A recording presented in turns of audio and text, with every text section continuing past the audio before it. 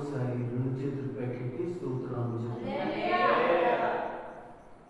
దేవుని నామానికి మహిమ కలుగును గాక.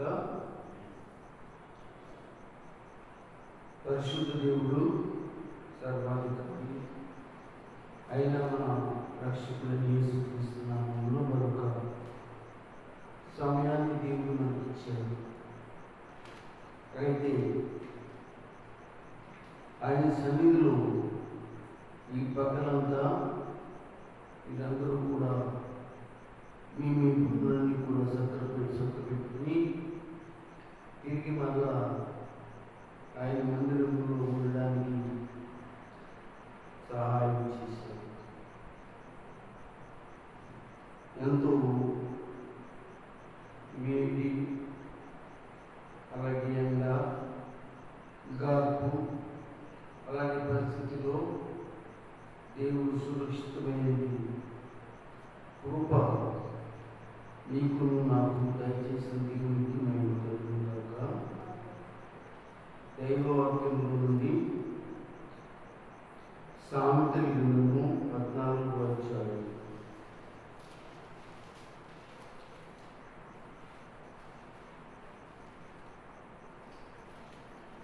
సామెతల గ్రంథము 14వ అధ్యాయము 18వ వచనాన్ని నేను చదువుతున్నాను. మీరందరూ కూడా రాసుకునేవాడు, బైబిల్ చూసేవాడు జాగ్రత్తగా చూడండి. జ్ఞానం లేని వానికి మూఢత్వమే స్వాస్థ్యము, వివేకులు జ్ఞానులను కిరీటముగా ధరించుకుందురు. వివేకులు జ్ఞానమును కిరీటముగా ధరించుకుందురు. ఈ యొక్క చక్కటి అంశం మీద మనం గత 3 అంశాలు లేక 3 భాగాలు నేను మాట్లాడటం జరిగింది. కనుక ప్రభు సన్నిధిలో ఈ రాత్రి కూడా నేను ఇదే అంశం మీద మరొక కొన్ని సంగతులు చెప్పాలనుకుంటున్నాను. సంఘము జ్ఞానము వివేకము కలిగి ఉండాలి. వివేకము జ్ఞానం కలిగి ఉండి దాన్ని కిరీటంగా ధరించాలి. అప్పుడు వాళ్ళు కొన్ని సంపాదించుకుంటారు. అవి ఏమి అంటే రత్నాలు అని చెప్పారు. ఏంటి ఆ రత్నాలు అంటే దీని బిడ్డారా? దేవుని వాక్యమే రత్నాలు.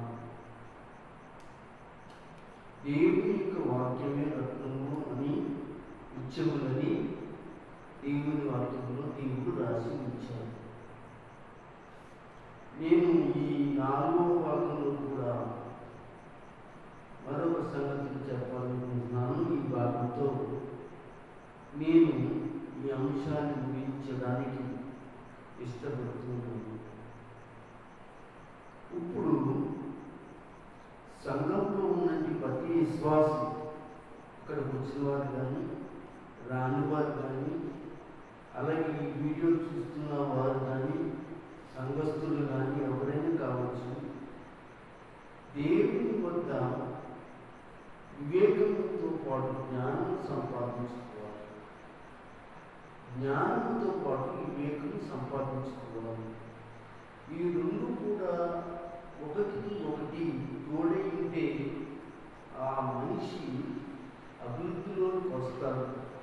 ఆ మనిషి పెంపారై అందరి ఎదుట ఘనమైన వ్యక్తిగా అతడు ఉంటాడు. ఒక నీతి కలిగిన కార్యం చేయడానికి, నీతి లేని కార్యం చేయడానికి ఈ రెండు ఉపయోగపడతాయి.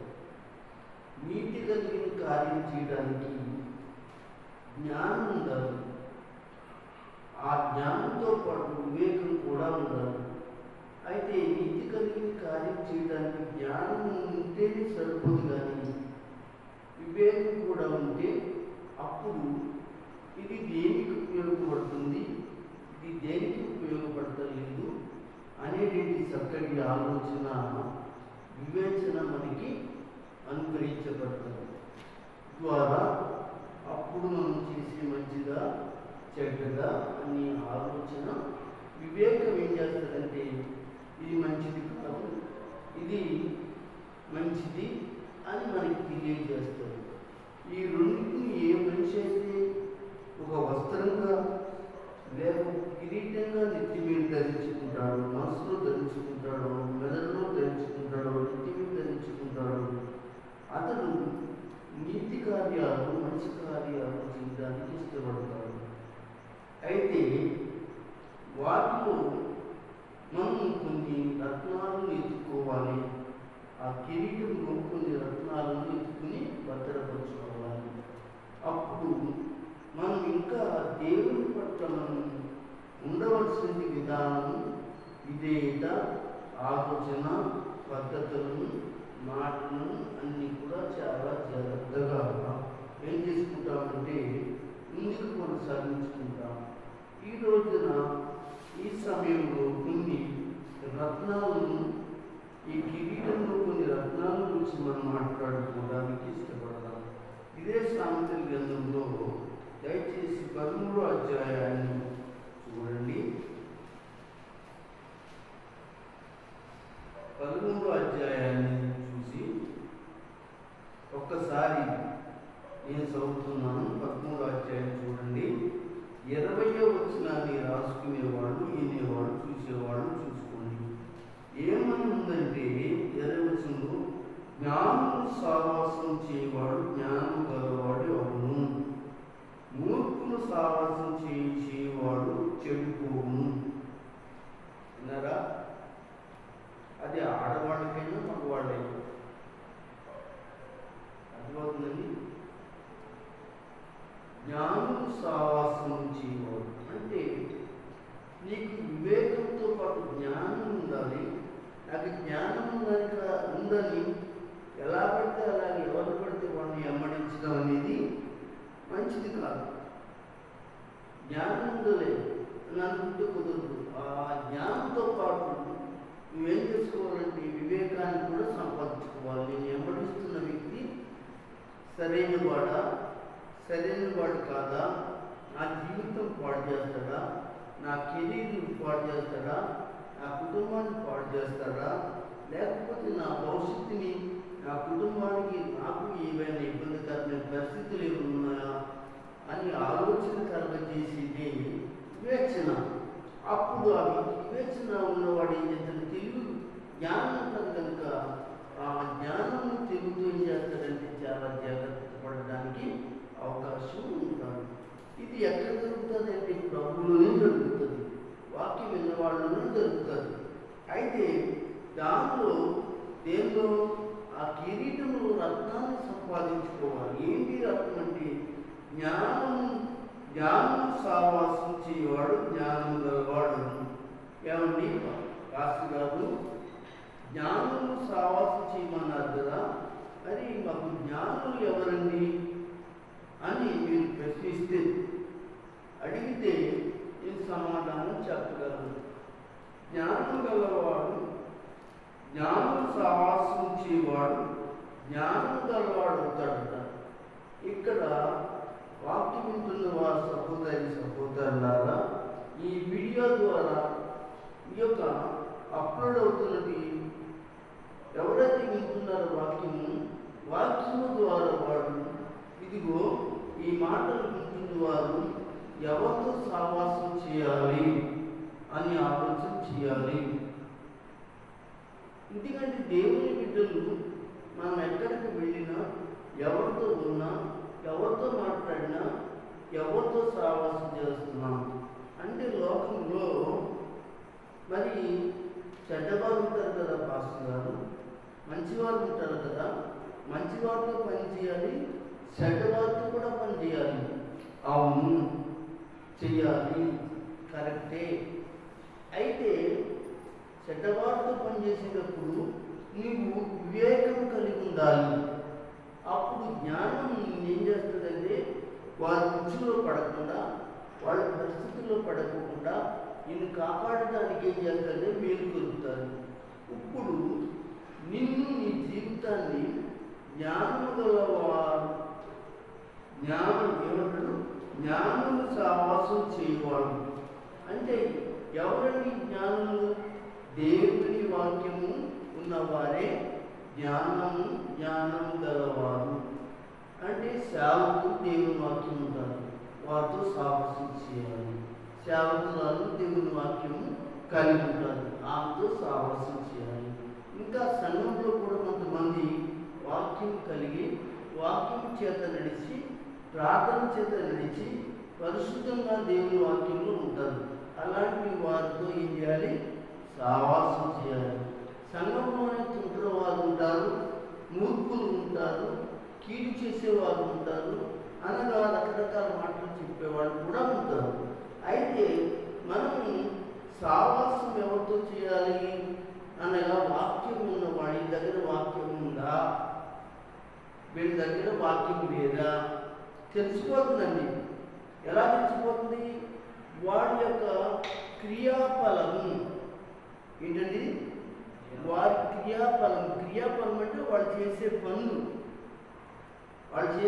వల్ల ఏమైపోతుంది? దగ్గర వాక్యం ఉందా, వాక్యం లేదా అని మనం గుర్తించవచ్చు.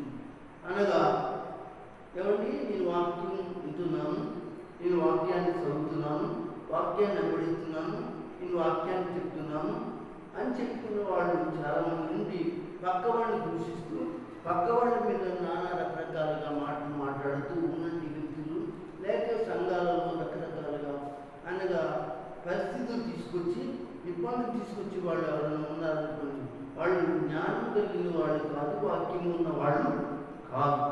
అట్టి వారి దగ్గర ఏం చేయాలంటే మనం చాలా వివేకం కలిగి దూరంగా ఏం చేయాలి? వాక్యం కలిగిన వాళ్ళతో సావాసం చేయాలి. వాక్యం కలిగిన వాళ్ళు ఎక్కడ ఉంటారు? సంఘంలోనే ఉంటారు. వాళ్ళు ఎవరో గుర్తెరిగి వారితో సావాసం చేయాలి. అలాగని ఉన్నవారితో సావాసం చేయద్దా? చేయాలి. అనగా బయట వారితో చేయాలి, సంఘం వాళ్ళతో చేయాలి. అయితే చేసేటప్పుడు నీవు జ్ఞానం గల వాడితో సావాసం చేసి నువ్వు జ్ఞానం సంపాదించుకో. ఏమిటండి? ఎవరితో సావాసం చేసి అంటే వాక్యాన్ని సంపాదించుకో. వాక్యం సంపాదించుకున్న తర్వాత ఆ వాక్యం నీ దగ్గర ఉంటుంది కనుక నీ పక్కన జ్ఞానం లేని వారు ఎవరైతే ఉన్నారో, తప్పిపోయిన వారు ఎవరైతే ఉన్నారో, తప్పించాలని అనుకుంటున్నారో వాడికి నువ్వు సంపాదించిన జ్ఞానాన్ని వాళ్ళకి ఏం చేయాలి? ప్రకటించాలి, చెప్పాలి. నువ్వు తప్పించుకుంటూనే కాకుండా వాళ్ళు ఏం చేస్తావంటే మంచి మార్గంలోకి నడిపిస్తావు. ఇదండి. కనుక ఎక్కడ నేర్చుకుంటావు ఇదంతా? దైవ సేవకుడని వాడు చెప్పేటువంటి బోధనలో ఉంటుంది. దైవవాక్యం చెప్పేటువంటి దైవజనుడి దగ్గర ఉంటుంది. ఇక్కడ ఆయన చెప్పాడు, జ్ఞానులు అంటే దేవుని యొక్క వాక్యము కలిగిన వారు. వారు సేవకులైన ఉండొచ్చు, సేవకురాలైన ఉండొచ్చు, సంఘంలో విశ్వాస దగ్గర మంచి వాక్యం ఉంటుందండి. విశ్వాసమైన వాళ్ళ దగ్గర కూడా మంచి వాక్యం ఉంటుంది. వాళ్ళు మంచి సలహాలు చెప్తారు మనకి. సహోదరి రాలేదేంటి అని చెప్తారు. మరొక సహోదరి దగ్గర, వాక్యం సహోదరి దగ్గర అలా చెప్పదు. అమ్మ ఇంకా రాలేదని అని అడిగి మళ్ళీ ఏమంటారు? పర్వాలేదులే, వచ్చే వారు రావచ్చు, పెద్ద ఏం కాదులే, అక్కడేం కూర్చేస్తున్నారేంటి అని చెప్పేది. అంటే రాలేదంటే అడుగుతున్నది ఆవిడే సంఘంలో ఉన్నట్లుగా నటించి, అంటే వాక్యం లేని మనిషిలో వ్యత్యాసం చెప్తుంది. అంటే వాళ్ళు ఏంటంటే ఎలాంటి క్రియలు కలిగి ఉన్నారో తెలిసా? క్రియలు బట్టి చెప్పేవచ్చు. వాళ్ళ యొక్క క్రియ అంటే మాటలు, వాళ్ళు చేసే పనులు. ఆ క్రియల వలన మనం ఎంతనే గుర్తించగలం కదా. ఏమండి, మామిడి చెట్టు నుంచి మామిడికాయలు పట్టుకొచ్చి ఏమండి పాస్టర్ గారు ఆఫీస్గా తెచ్చారండి అంటే ఎలా ఉందో చెప్పండి కదా. అంటే మామిడి చెట్టుకి మామిడికాయలు కాస్తుందా, యాపిల్ చెట్టుకి యాపిల్స్కాయలు కాస్తుందా? యాపిల్ చెట్టుకి యాపిల్స్కాయలు కాస్తుంది, మామిడి చెట్టుకి మామిడికాయలే కాస్తుంది. అలాగా చెడ్డ ఫలాలు అనగా అనగా దుర్జనుల యొక్క నోటిలోంచి ప్రవర్తనలోంచి వస్తుంది. మంచి యొక్క ప్రవర్తన మాటలు స్వజనుల యొక్క నోటిలోంచి ఆలోచనలతోటి వస్తుందని యేసుక్రీస్తు వారు స్వయంగా మత్తయి సువార్తలో ఆయన రాసి ఉంచారు. కనుక ఈ మాటల వలన మనము వాళ్ళకి దూరంగా ఉండటం వల్ల మన జీవితాన్ని ఏం చేసుకుంటామో తెలుసంటే, ఒక మెట్టి పైకి ఎక్కుతాం. మనం జ్ఞానం కలిగి ఏం చేస్తామంటే జ్ఞానంతో సాహసం చేయాలని ఇష్టపడతాం. కానీ జ్ఞానంతో సాహసం చేయాలని ఇష్టపడతాం, కానీ జ్ఞానం లేని వాడు ఏం చేస్తారంటే జ్ఞానవంతులు పాడు చేయాలని వాడితో సాహసం చేయడానికి సైతం ఏం చేస్తాడు, నీ దగ్గరికి మొక్కుతూ ఉంటాడు. నీతో ఎక్కువగా కూర్చోడానికి ఏం చేస్తాడంటే వాడిని ప్రేరేపిస్తూ ఉంటాడు వాడిని. అప్పుడు మనం కొన్ని టెక్నిక్ ఉపయోగించాలి. వాడిని ఏమనకూడదు, వాళ్ళు ఏమనకూడదు అన్నామంటే వాళ్ళు మళ్ళీ ఏం చేస్తారంటే నీ గురించి మరొక చోట చెడ్డగా చెప్తానికి ప్రారంభిస్తారే, కానీ వారి అలవాటు మాత్రం మానుకోదు. చక్కగా సరళగా వందనాలు చెప్పి కూర్చోబెట్టి బాగున్నావు అని చెప్పేసి అంతే, ఇంకా మాట్లాడకూడదు. ఇంకా వేరే మాట ఏదన్నా వచ్చిందనుకోండి, అది మన జీవితానికి బాగోలేదు, పక్క వాళ్ళ జీవితానికి బాగోలేదు, గ్రామ జీవితానికి బాగోలేదు, సంఘ జీవితానికి బాగోలేదు ఆ మాటలు అని మనకి ఎంత అనిపించారు. ఎంత ఏం చేయాలంటే వందనాలమ్మా అని చెప్పి తప్పించుకోవడానికి నేను చెప్పక్కర్లేదు, మార్గాలు మీరే ఎంచుకుని అక్కడి నుంచి వెళ్ళిపోవడం మంచిది. నేను చెప్పడం మంచిది కాదు, అది మీకు తెలుసు. నేను చెప్పడం మంచిదా, అది అడుగులో మీకు అప్పుడు ఆ టైంలో మీకు ఆలోచన పడడం తీస్తాను. దేవుని స్తోత్రం.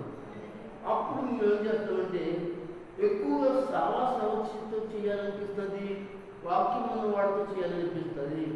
అనగా పాస్టర్ గారి దగ్గరికి రావట్లే కానీ పాస్టర్ గారి వల్లే వాక్యం చెప్పేవాళ్ళు, పాస్టర్ గారి వల్లే ప్రార్థన చేసేవాళ్ళు నీ సంఘంలో ఉంటారు. నీ సహోదరులు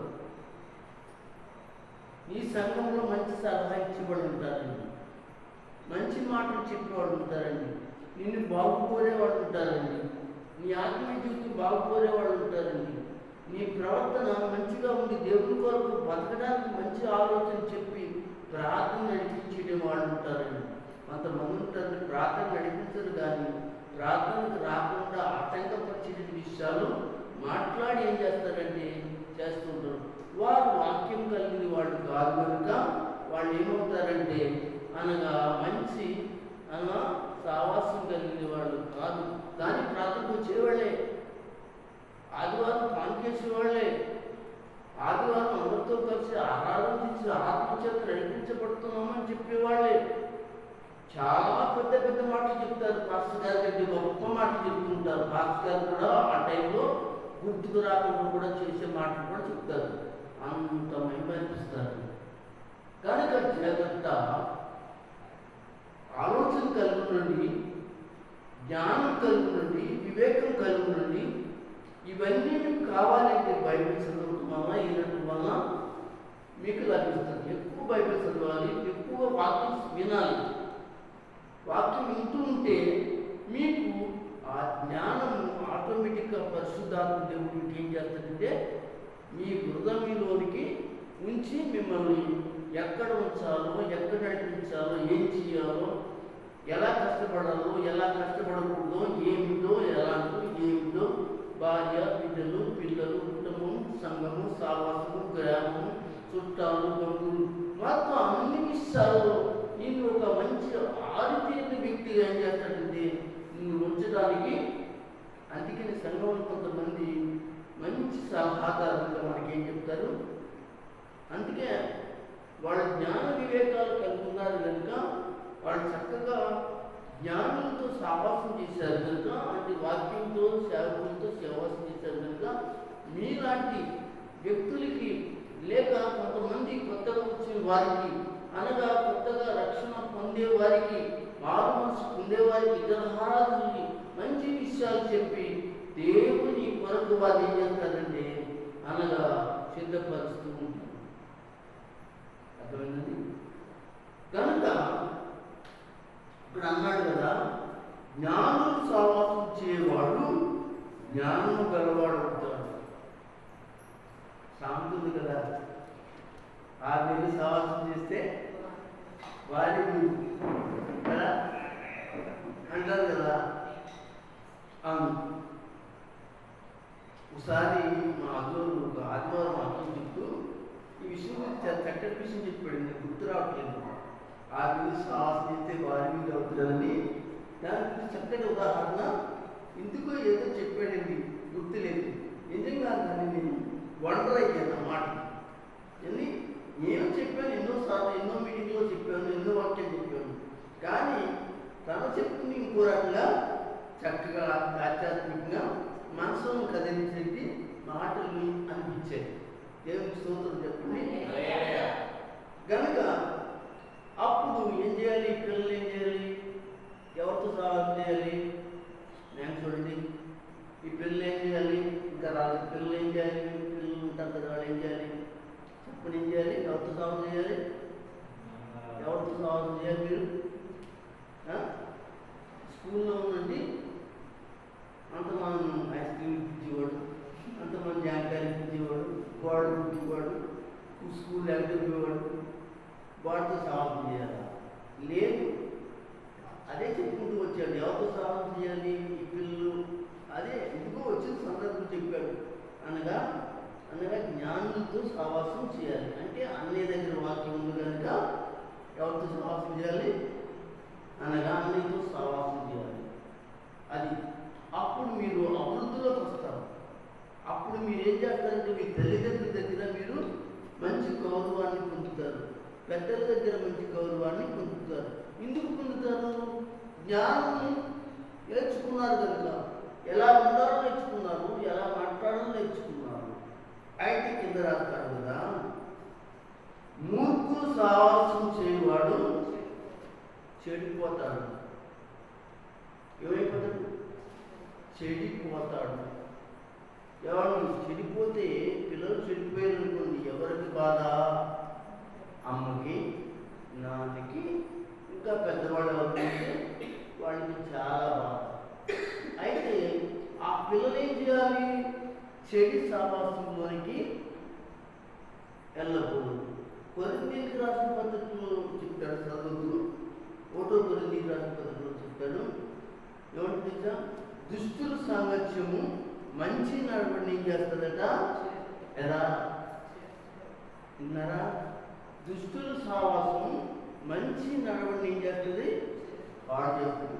నువ్వు మంచి సహవాసం ఉన్నావు, అదే యేసు సహవాసం, యేసు ప్రార్థనా సహవాసం, యేసు వాక్య సహవాసం, యేసు యొక్క సంఘ సహవాసం.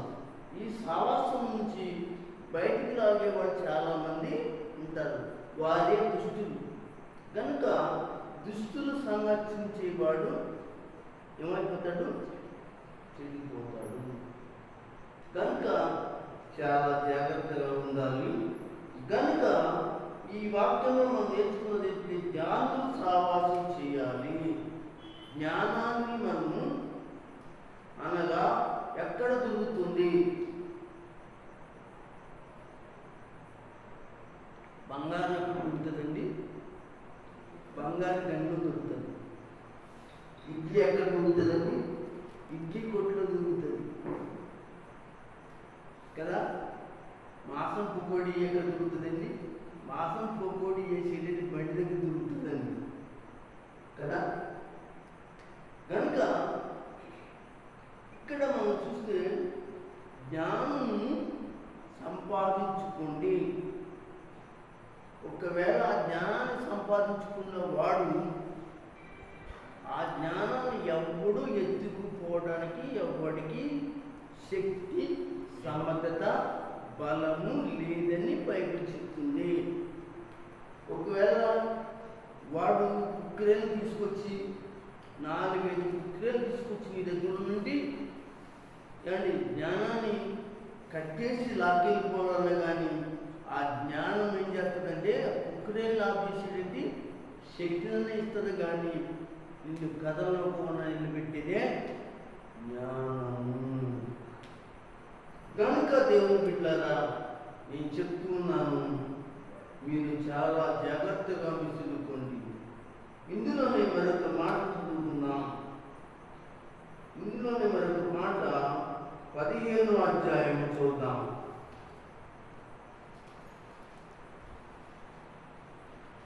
15వ అధ్యాయం 31వ వచనాన్ని చదువుతున్నాను. చూడండి, సామెతల గ్రంథము రాసుకుని బాబు ఇంటికాడ మీకు చదవాలి. నేను చూడండి, మీరు ఇంటికాడ ఉన్నప్పుడు సామెతల గ్రంథం 1వ అధ్యాయం నుంచి 31వ అధ్యాయం దాకా ప్రతిరోజు కూడా రోజుకు అధ్యాయం చదవండి. మీకు చాలా జ్ఞానం వస్తుంది. ఆ జ్ఞానం వల్ల మీ చదువులు ఏమవుతాయంటే అనగా జ్ఞాపకశక్తి చేత మరీ ఎక్కువగా మీరు చదువుకున్న దాంట్లో అభివృద్ధి పొందుతారు. జ్ఞానం ఎక్కడ ఉంది అంటే దేవుని వాక్యంలో ఉంది. ఇక్కడ 15వ అధ్యాయం తెలిసి 31వ వచనం చదివితే జీవార్థమైన ఉపదేశమును అంగీకరించు వానికి. ఏ ఉపదేశం అనేది? జీవార్థమైన ఉపదేశం. ఏమండి, నీకు నేను జీవార్థమైన ఉపదేశం చేస్తున్నాను. నువ్వు ఎవరికైనా జీవార్థమైన ఉపదేశం చేస్తున్నావా? మరణార్థమైన ఉపదేశం చేస్తున్నావా? ఎక్కువగా మరణార్థమైన ఉపదేశం చేసేవాళ్ళే, అంటే నీ చెడగొట్టే వాళ్ళు ఎక్కువ మాటలు ఉపదేశాలు ఉంటాయి. అయితే జ్ఞానులు సావాసం లభించును. ఎప్పుడు? జ్ఞానార్థమైన ఉపదేశం అంగీకరిస్తే అదే జీవార్థమైన ఉపదేశం. ఆ జీవార్థమైన ఉపదేశమే మన ప్రభు అయిన యేసుక్రీస్తు వారి యొక్క ఉపదేశం. ఆయన మాటలు. ఏమండి, ఆయన మాటలు విన్న వాళ్ళందరూ కూడా ఆయన బతుకున్న కాలంలో, ఆయన చనిపోయిన తర్వాత ఆయన యొక్క సేవకులైన వారు అపోస్తులు చేసినటువంటి సేవలో ఆయన మాటలు ఉపదేశించినప్పుడు, ఈనాడు కూడా దేవుని సేవకులు ఎవరైతే ఉన్నారో వారు బోధిస్తుంటే తాగుబోతులు, చనిపోయిన వాడు, చెడిపోయిన వారు అనగా రకరకాల యొక్క జీవితాలు కలిగిన వాళ్ళందరూ కూడా వారేం చేశారు? యేసుక్రీస్తు వారి యొక్క జీవార్థమైన ఉపదేశాలు విని వాళ్ళు అంగీకరించి జ్ఞానం కలిగి తిరిగి వారి జీవితాలని అనగా ఏం చేస్తున్నారు? కట్టుకున్నారు. ఆమేన్ చెప్పండి. కొద్ది గట్టిగా చెప్పండి. కనుక ఈ వాక్యములో జీవార్థమైన ఉపదేశం ఏమిటి అంటే దేవుని వాక్యమే. నేనే మార్గమును, నేనే సత్యమును, నేనే జీవమును అని నా ప్రభు అయిన యేసుక్రీస్తు చెప్పారు. నేనే మార్గము, నేనే సత్యము, నేనే జీవము. అదే అసతోమ సద్గమయ, తమసోమ జ్యోతిర్గమయ అని మన పండితులు ప్రార్థన చేస్తూ ఉంటారు. ఏమండి, మన పండితులు ప్రార్థన చేస్తారు. అసతోమ సద్గమయ, తమసోమ జ్యోతిర్గమయ, తమసోమ జ్యోతిర్గమయ అని చెప్పి ప్రార్థన చేస్తారు. అసతోమ సద్గమయ, అసత్యములో ఉన్నారు, సత్యములోనికి నడిపించి పడుకోవాలి. తమసోమ అసోమ అని సద్గమయ, సమసోమ చూడండి అనగా సత్యములో ఉన్నాను, సత్యములో నడిపించు అనగా చీకట్లో ఉన్నాను, వెలుగును నడిపించు. ఇదంతా ఎక్కడ ఉందంటే మన ప్రభు అయిన యేసుక్రీస్తునే ఉంది అని మీకు నేను తెలియజేస్తున్నాను. ప్రియమైన వారులారా, దయచేసి వాక్యాన్ని మీరు జీవార్థమైన ఉపదేశాన్ని వింటున్నారు. మరణార్థమైన ఉపదేశం కాదు. ఈ యొక్క మధ్యాహ్నం, ఈ యొక్క సాయంకాల సమయంలో వాక్యం మీ జీవితంలో ఈ మాటలు చాలా జాగ్రత్తగా ఉంచుకోవాలని తెలియజేస్తూ, ఇదిగో సామెతల గ్రంథం 14వ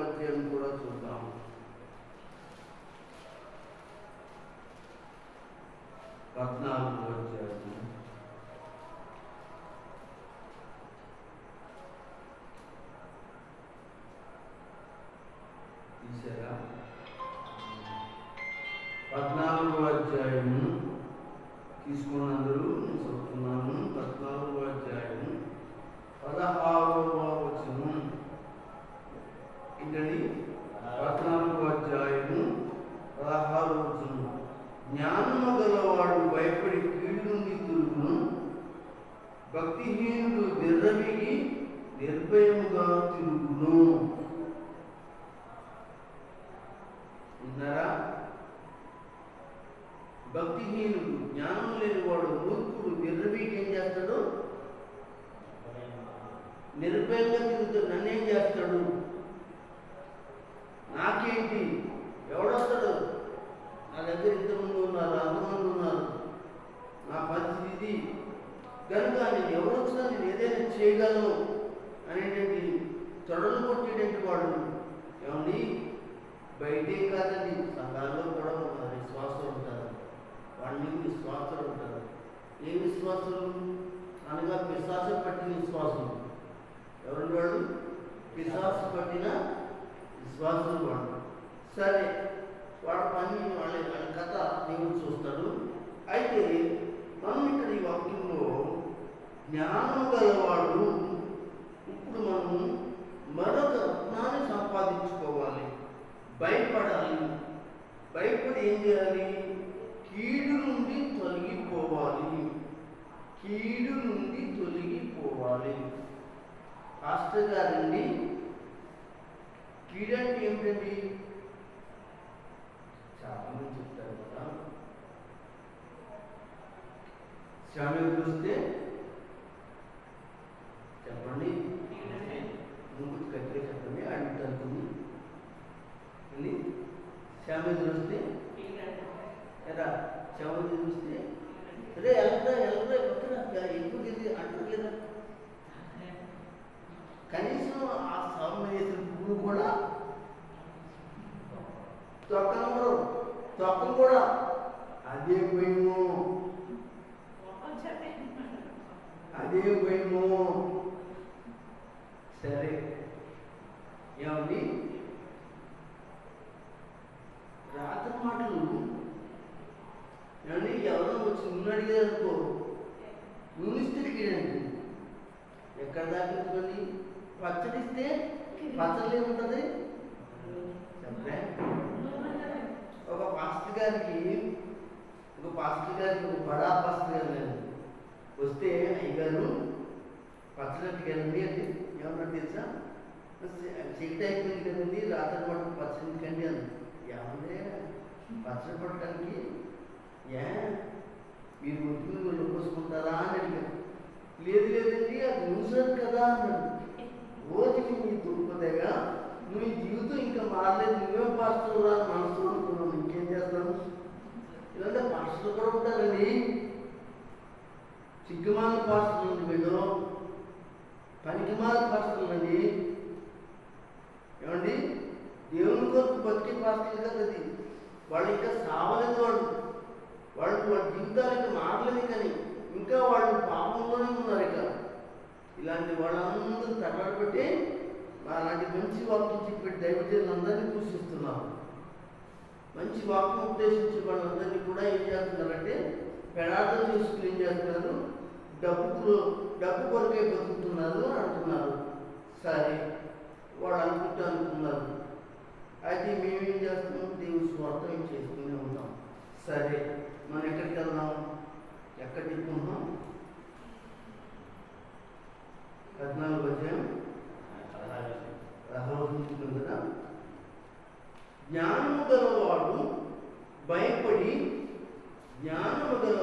భయపడి కీడు నుండి.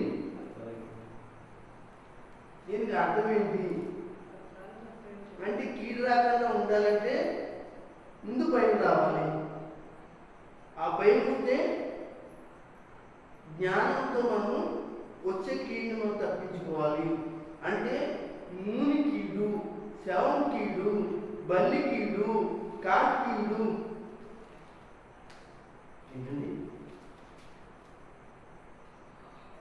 ఏది పడితే అది కీడండి.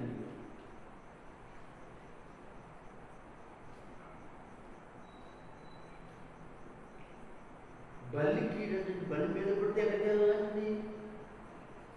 అక్కడ ఉన్నట్టు బల్లి ఏంటి, అక్కడ ఉంటుందండి బల్లి. అక్కడ ఆ బల్లిని ముట్టుకుంటే ఈ కీడు పోతాంట. ఎవరు చచ్చిపోతే అనమాట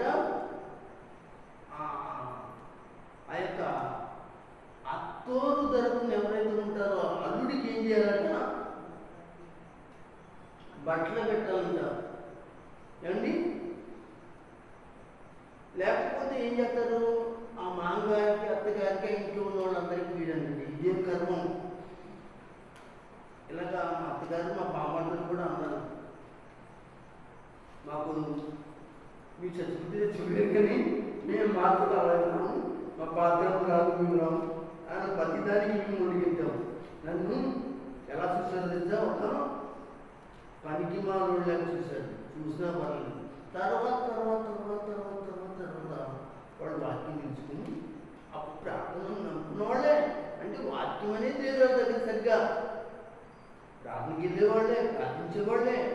అంటే వాళ్ళ మధ్యలో ఏమిటి అప్పుడప్పుడు ఉంటుంది, విశ్వాసంలో అప్పుడప్పుడు ఏముంటుంది, మంచి గుంట్లో కొంచెం అనగా ఏమవుతుంది అన్నమాట, పాల్లో ఏంటిది కొంచెం మజ్జిగేస్తే తోడెట్టుకుపోయినట్టుగా పులిపిండి కొంచెం అనగా చప్పగా ఉన్న ముద్దలు కలిపామనుకోండి, తెల్లారిటప్పటికి ఆ ముద్దంతా ఏమైపోతుందట, కూలిపోతుంది అనమాట.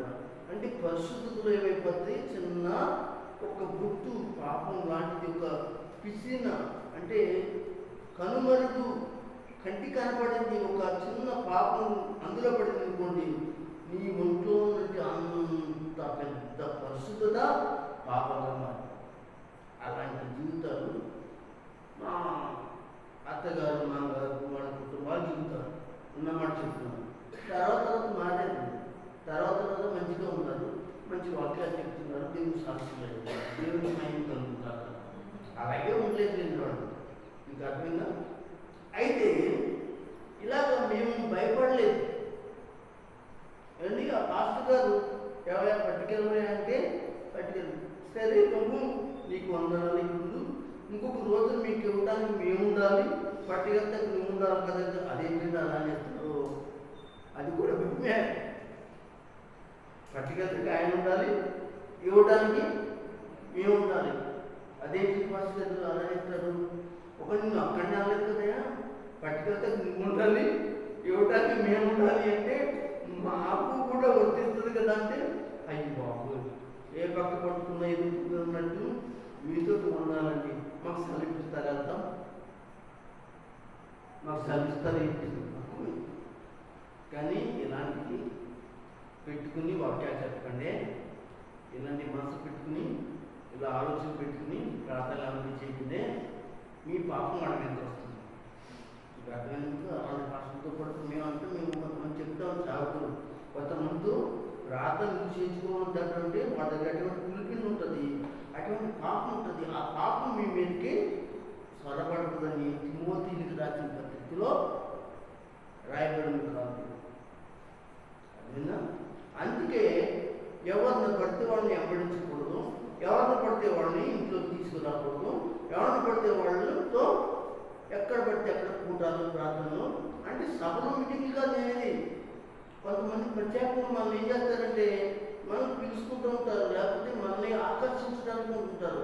వాళ్ళు ఎవరంటే ఈ లోక సంబంధులు, వాళ్ళు దేవుని సంబంధులు కాదు వాళ్ళు. కనుక జ్ఞానంతో ఉండాలని మీతో చెప్తున్నాను, వివేకంతో ఉండాలని చెప్తున్నాను. ఇక్కడ ఏమైంది అంటే వాక్యంలో పదహారులో జ్ఞానం గలవాడు ఏం చేస్తాడు, వివేకం గలవాడు ఏం చేస్తాడంటే భయపడి ఏం చేస్తాడు, కీడు నుండి. కీడంటే ఏంటండి, ఇప్పుడు దాకా చెప్పినవన్నీ కూడా సవాల ఉప్పులు పప్పులా, ఈ సైన్యాన్ని ఆ సైన్యాన్ని తోడమా, గుమ్మం పెట్టడమా, ఆ కిటికీలు పెట్టడమా, అవి పెట్టడమా, ఎదురు రావడమా, లేకపోతే ఏదో మూర్తాలు చూడటమా, ఆ మూర్తాల్లోనేమో అనగా మంచిది కాదని అది కీడని చెప్పడమా, ఇవన్నీ కాదు కాదు కాదు కాదు. అసలు కీడు అనేది దేవుని బిడ్డారా అంటే కీడంటేనే పాపం, కీడంటేనే స్వతంత్రం ఉంటుంది కదా 5వ అధ్యాయంలో. ఒక స్త్రీతో చెప్పాడు కదా,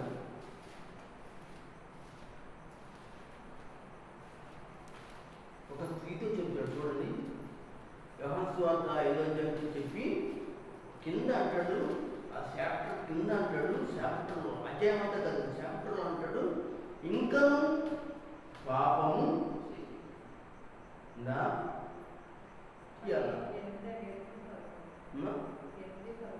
వసూలు చెప్పండి ఎంత? అది వద్దమ్మా, అది వేరే పదార్థం. 5వ అధ్యాయం చూడండి. మరీ ఎక్కువ ఇందాక వాస్తవంగా చెప్పింది 8వ అధ్యాయంలో ఉంటుంది. అదేమో వేరే స్త్రీ. ఆ స్త్రీ ఎవరంటే పాపాత్మల స్త్రీ. ఈ స్త్రీ వేరు. 5వ అధ్యాయంలో ఉన్నది స్త్రీ వేరు. ఇక్కడ చదవమ్మా. 5వ అధ్యాయం ఎన్ని వచనం? 14 వచనం చివరి లైన్ అండి. చూడండి, కాదు అంతా కాదు, చివరి లైన్ చెప్తున్నాను. మరీ ఎక్కువ విన్నారా? మరీ ఎక్కువ కీడు నీకు రాకుండా, మరీ ఎక్కువ కీడు రాకున్నట్లుగా పాపం చేయకుండా. అసలు కీడు అంటే ఏమిటి? పాపం అన్నాను. అంటే పాపం అంటే ఏమిటి? కీడు అంటే బైబిల్లో ఎక్కడ రాస్తుందా? సామెతల గ్రంథం చూద్దాం. 13వ అధ్యాయం చూడండి.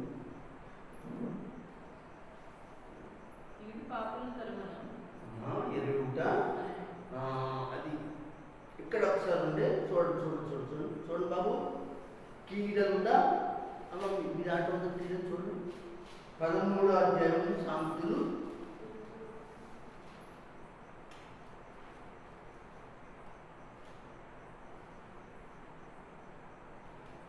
అదే పెట్టుకోండి.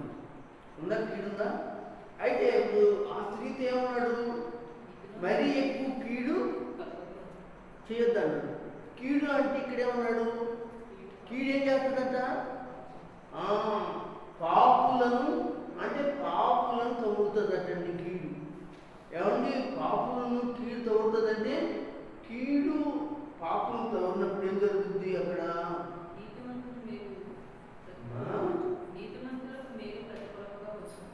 చూడండి, కీడు పాపులను తమ్ముతుంది. పాపం చేసే వారికి కీడు లభిస్తుంది. అందుకే సుప్రభు ఏమన్నాడు? మరీ ఎక్కువ కీడు చేయకండి అని చెప్పాడు. అంటే దేవుని యొక్క వాక్యం చెప్పే మాట ఏంటంటే, మనం ఏం చదువుకున్నాం అనగా 14:6లో జ్ఞానం గలవాడు భయపడి కీడు నుండి తొలగిపోవాలి. అంటే పాపము నుండి మనకు కొంచెం తిరిగి కీడు నుండి, అంటే పాపం నుండి ఏం చేయాలి? తొలగిపోవాలి. అదే కదా మనతో చెప్పింది, అదే కదా మనతో చెప్తుంది. ఇలాగ మనం వాక్యానికి జోడు చేసుకుని కరెక్టా కాదని ఆలోచన మనం చేసుకోవాలి. ఇలాంటి రత్నాలన్నీ మనం పోజేసుకుంటే ఎంత భాగ్యవంతులు అండి మనం. ఎవరింట్లో బిస్కెట్లు, ఏం బిస్కెట్లు? బంగారు బిస్కెట్లు, పెట్లు అనుకున్నాం ఉదాహరణగా. వాళ్ళు ఎంత భాగ్యవంతులు, అన్ని బిస్కెట్లేనండి. ఆ ఇల్లంతా కూడా రత్నాలతోటే, వాళ్ళు మెట్లెక్కుతుంటే వాళ్ళ మెట్ల మీద కూడా రత్నాలేనండి. ఏంటి? వాళ్ళ స్లాబ్ కూడా రత్నాలేనండి. వాళ్ళ ఫ్లోర్ కూడా ఏంటండి? రత్నాలండి. ఎంత భాగ్యవంతులండి. అంటే ఇప్పుడు మీరు సంపాదించుకుంటే అనగా ఈ రత్నాలు, ఈ వాక్యమనే రత్నాలు మీరు సంపాదించుకుంటే వీళ్ళ కంటే ఆ రత్నాలను మేము చంపేసి భద్రపెట్టి పట్టుకుపోతారు. దొంగలు వచ్చి దోసుకుని పట్టుకుపోతారు. ఇది నువ్వు చచ్చిపోయే వరకు నీ నుంచి ఎవరు కూడా పట్టుకెళ్ళని నీ బిడ్డల దగ్గర ఉన్నా, నీ దగ్గర ఉన్నా. కనుక జీవార్థమైన ఉపదేశం అంగీకరించే వారికి అని చెప్పుకున్నాం. అలాగే జ్ఞానం గలవాడు భయపడి కీడు నుండి తొలగి ఏం చేస్తాడో తెలుసా? జాగ్రత్త పడతాడు. అదే పాపం నుంచి జాగ్రత్త పడతాడని మనం నేర్చుకున్నాం. ఇప్పటికి మనం 3 మాటలు నేర్చుకున్నాం. మరొక 2 మాటలు చదువుతూ మనం నేర్చుకున్నాం. అలాగే 11వ అధ్యాయం సామెతలు తీస్తారా? 11వ అధ్యాయం